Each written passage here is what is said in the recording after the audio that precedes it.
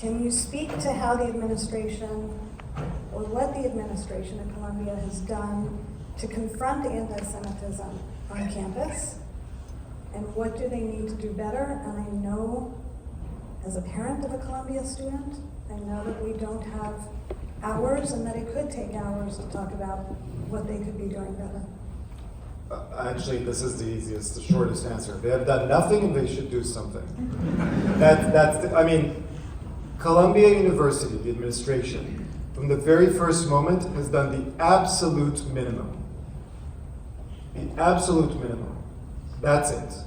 You know, they have two metrics. And it pains me as a professor to say this. Really, you know, not as an Israeli, not as a Jew, as a professor, it pains me to say this. But in the past 6 months, I've learned that Columbia University and all the other universities care about two things and two things only: PR and money. That's it. When they tell you how much they care about student safety, what they mean is how much they care about not being in the New York Times when a student gets assaulted. And when they tell you how much they care about students, what they mean is they care a lot about student tuition. That's it. And they have done the absolute minimum to make sure that they stay out of the New York Times and that they keep having tuition and donors. But that's it, because Columbia, the president of Columbia, knew about this on October 11th. We made sure, I personally made sure, that she knows that the first protest on October 12th, that she knows what that means and what it will escalate to. And she decided not to do anything about it. And when they kept increasing their rhetoric and making it more and more violent, the president of Columbia, partially, not only me, but partially because I've been putting a spotlight on this, and partially because I've been getting a lot of help from other professors from behind the scenes, she knew everything. She knows what's happening. She's done nothing. Over 6 months, it's taken her to use the word Hamas.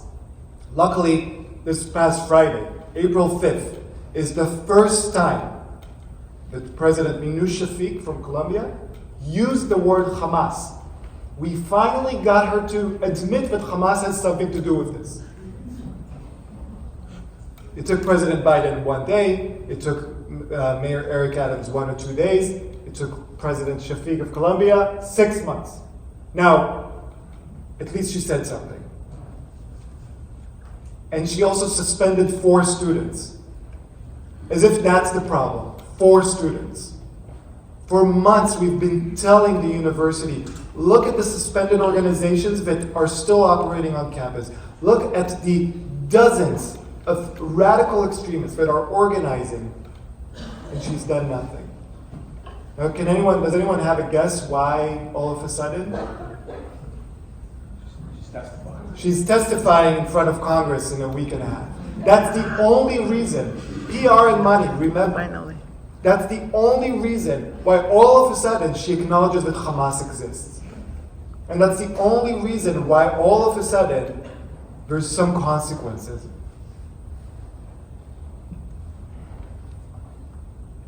We're in a house of worship, so I have to make sure. But here's the problem, and it goes back a bit to what's been said before. When you look, it says American Jewish community. But the first word is American, and that's what people don't understand. And that, and obviously people in this room understand, but that's why it's so important to keep shouting about this. This is not about Israel. This is not about the Jews. This is about the United States. There are 3 U.S. citizens that are still being held hostage. Right now, 6 months.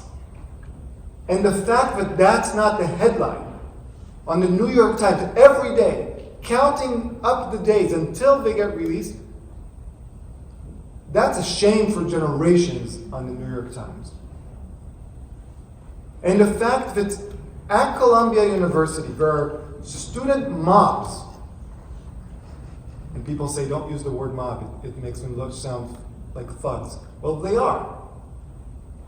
They're student mobs that are shouting in support of the Houthis, a terrorist organization that, beyond the fact that they have been executing homosexuals just for being homosexual, beyond the fact that it's one of the few places in the world that has institutionalized slavery, beyond the fact that a woman in the areas where the Houthis control cannot leave the house without a male escort, beyond all those facts, the fact that the Houthis are right now shooting missiles at American ships, and student organizations at Columbia are celebrating the Houthis, saying, Yemen, Yemen, make us proud, turn another ship around. And the fact that the Columbia's president and administration are doing nothing, that is something that should worry every American, not every Jewish American, not every Israeli American, every American. The fact that the only time you see an American flag in these pro-Hamas protests is when it's being burnt, that should worry each and every one of us. And the fact that you saw in Union Square last weekend that they're chanting, down with the USA, not down with Israel, not down with the Jews, which are also are saying, by the way, but down with the USA. That should be something that everyone should be worried about, and it doesn't matter if you're in Wisconsin, or in Ohio, or in Texas, or in California. It doesn't matter where you are. If you are an American, then you should be worried about this. And to me, the fact that an elite, and I use that sarcastically, there's nothing elite about Columbia or any of these schools. They're very, very good schools, but they're not elite. But the fact that these organizations, are not only allowing this to happen, they're actually giving them a platform. They're saying, hey, you're a student organization, you get money from us to organize these protests that call for the demise of not just Israel and the Jews, but the United States of America. That should be on the headlines of every major news channel in the United States. And the fact that it isn't is just mind-boggling.